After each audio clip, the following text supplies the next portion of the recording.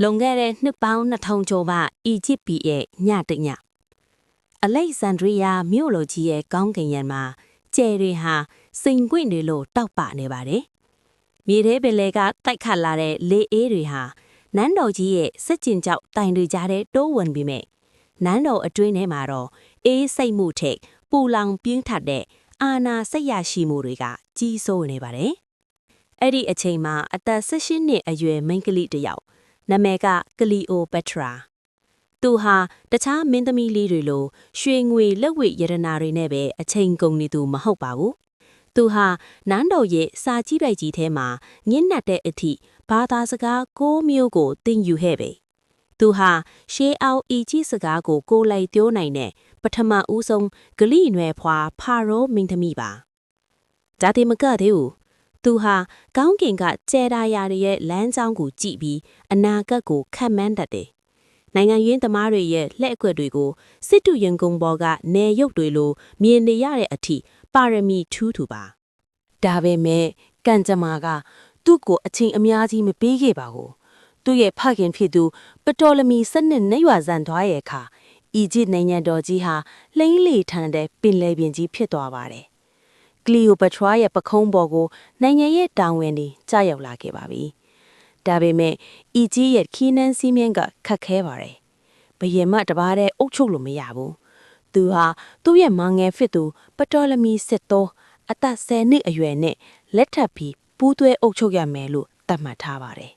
။အဲ့ဒီနေရာမှာပဲကမအန်ဒီရဲ့အရှိဆုံးကစားပွဲကစတင်ပါတော့တယ်။ကလီယိုပထရာရဲ့မောင်ငယ်ဟာခလီးပဲရှိပါသေးတယ်။တကယ်တမ်းအန်ဒီရဲ့ရှိတာကအဲ့ဒီခလီးရဲ့နောက်ွယ်ကအကြံပေးအဖွဲ့တွေပါသူတို့ဟာကလီယိုပထရာရဲ့ထက်မြက်မှုကိုကြောက်ကြတယ်ဒီမိန်းကလေးကိုနန်းပလင်ပေါ်မှာထားရင်ငါတို့လှုပ်ချင်ရလှုပ်လို့ရမှာမဟုတ်ဘူးလို့သူတို့တွေးခဲ့ကြပါတယ်ညတညမှာတော့နန်းတော်ထဲမှာလှိမ့်ဝတ်တိုးတိုးတန်ဒီထွက်လာပါတယ်ဓာသွေးတန်ဒီနဲ့အစီအစဉ်ဒီစတင်လာခဲ့ပြီကလီယိုပထရာလောက်နန်းတော်ထဲမှာအိပ်ပျော်နေတော့သူ့ကိုလှုပ်ကြံဖို့ဒါမှမဟုတ်နမ်းချဖို့အတွက်စစ်သားတွေရဲ့ခြေတံတွေဟာတဖြည်းဖြည်းနီးကပ်လာပါတယ်။ကလီယိုပထရာဟာသူ့ဘဝမှာပထမဆုံးအကြိမ်အဖြစ်အကြီးမားဆုံးဆုံးဖြတ်ချက်ကိုချလိုက်ရပါတယ်။သူဟာအဖမ်းခံမှာလားဒါမှမဟုတ်ဒဲကနေရတဲ့ကိုထွက်ပြေးပြီးစစ်တပ်အစ်စ်ပြန်စုမှာလား။သူ့ရဲ့ပထမဆုံးရန်သူဟာတခြားသူမဟုတ်ပါဘူး။သူ့ရဲ့သွေးသားရင်ချဖြစ်တဲ့မောင်တော်ကိုယ်တိုင်ဖြစ်လာပါတယ်။ Alexandria နန်းတော်ကြီးရဲ့ညစာစားပွဲတစ်ခုစပွဲရှည်ကြီးရဲ့ထိတ်နှစ်ဖက်မှာအသက်18နှစ်အရွယ်ကလီယိုပထရာနဲ့အသက်10နှစ်အရွယ်တိုလမီသက်တင်းတို့ထိုင်နေကြပါတယ်။သူတို့ဟာမောင်နှမတွေဖြစ်တယ်လို့အီဂျစ်ရဲ့ထုံးစံအရာဇနီးမောင်နှံအဖြစ်ပူးတွဲဘရင်တွေအဖြစ်ကြီးညာခံထားရသူတွေပါ။ဒါပေမဲ့သူတို့ကြားမှာမေတ္တာတရားထက်ပိုအေးဆက်တဲ့အာနာဆိုတဲ့အရာကခြားနားနေပါတယ်။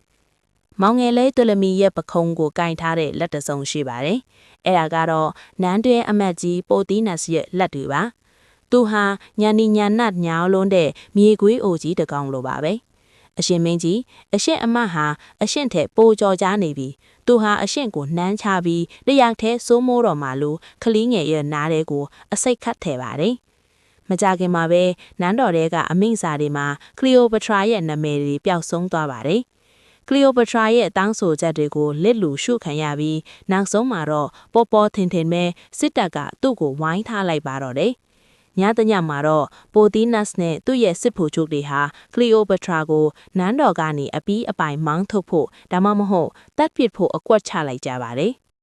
။ငါရဲ့နန်းတော်ငါရဲ့မြို့တော်ကနေငါ့ကိုမောင်းထုတ်ရတယ်ပေါ့။ကလီယိုပထရာဟာဒိုးထွက်ခဲ့ပေမဲ့အချင်းတွေကိုသိပါတယ်။သူဟာတစ္ဆာရှိတဲ့နောက်လိုက်အနေငယ်နဲ့အတူမှောင်မိုက်တဲ့ညတညမှာနန်းတော်ကနေတိတ်တဆိတ်ထွက်ပြေးခဲ့ရပါတယ်။သူရောက်သွားတဲ့နေရာကတော့ဆီးရီးယားနယ်စပ်ကဖုန်ထွေသဲကန်တာရဲ့ခြေတယ်မှာပါ။ Alexandria ရဲ့စစ်ကျင်ကြောင်နန်းတော်တွေနန့်တာရည်တွေနဲ့ချမ်းသာကြွယ်ဝမှုတွေအားလုံးဟာကြညာတဲ့နဲ့ပျောက်ကွယ်သွားခဲ့ပါသည်။သူရဲ့အိယာကတော့ကျန်းတန်းတဲ့သဲပြင်တွေသူ့ရဲ့အဖော်ကတော့ညဘက်မှာဦးနေမြေခွေးတွေနဲ့ခြေတရာတွေပဲဖြစ်ပါတယ်။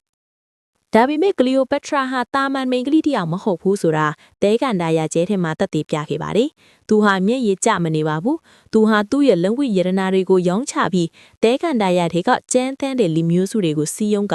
ကိုပိုင်စစ်တပ်အသစ်တစ်ခုကိုစတင်တည်ထောင်ခဲ့ပါတယ်။သူဟာနေခင်းဘက်မှာပူပြင်းတဲ့နီရောင်အောက်မှာမြင်းစည်းသွင်းတဲ့ညဘက်မှာစစ်ပြူခေါင်းတွေကိုရေးဆွဲပါတယ်။ငါအလက်ဆန်ဒရီယာကိုပြန်လာမယ်။ငါရဲ့ထီးနှန်းကိုငါပြန်ယူမယ်လို့သူချိန်ဆခဲ့ပါတယ်။အဲ့ဒီအချိန်မှာပဲအီဂျစ်ရဲ့မြောက်ဘက်ပင်လယ်ပြင်ကနေကမ္ဘာကိုတုံလုစေမဲ့တည်င်းကြီးတစ်ခုရောက်လာပါတယ်။ရောမရဲ့အာဏာအရှိဆုံးစစ်ပွဲတိုင်းကိုနိုင်ခဲ့တဲ့စစ်သူကြီးဂျူလီယက်စီဇာဟာအလက်ဆန်ဒရီယာစစ်ကမ်းကိုဆက်ရောက်လာပြီးဆိုတဲ့သတင်းမှာ